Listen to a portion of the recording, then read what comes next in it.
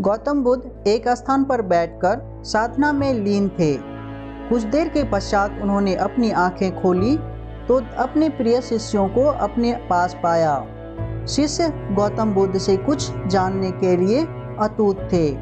एक शिष्य ने आगे आकर कहा, भंते, हम कुछ जानना चाहते हैं कि उपदेशों का वास्तविक मूल्य क्या होता है।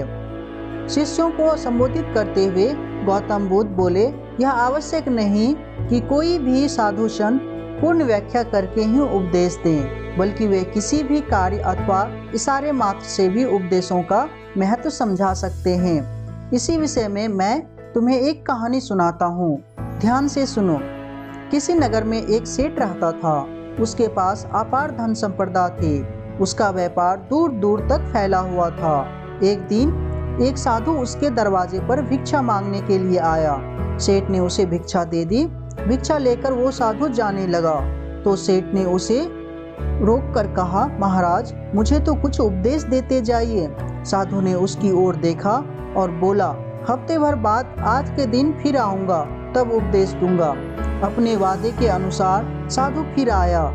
सेठ तो उसके राहें देख रहा था। उसने उसे देने के लिए तरह तरह के पकवान तैयार करवा के रखे थे।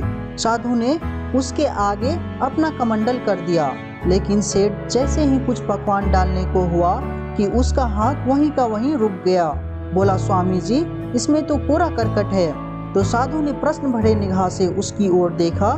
सेठ ने कहा, इसे साफ कर दीजिए। तो साधु ने उसे झाड़ पोंछ दिया। तो सेठ ने उसमें खाने की चीज डाल दी। भिक्षा लेकर साधु जाने लगा तो सेठ ने कहा, महाराज, आप तो जा रहे हैं, क्या भूल गए?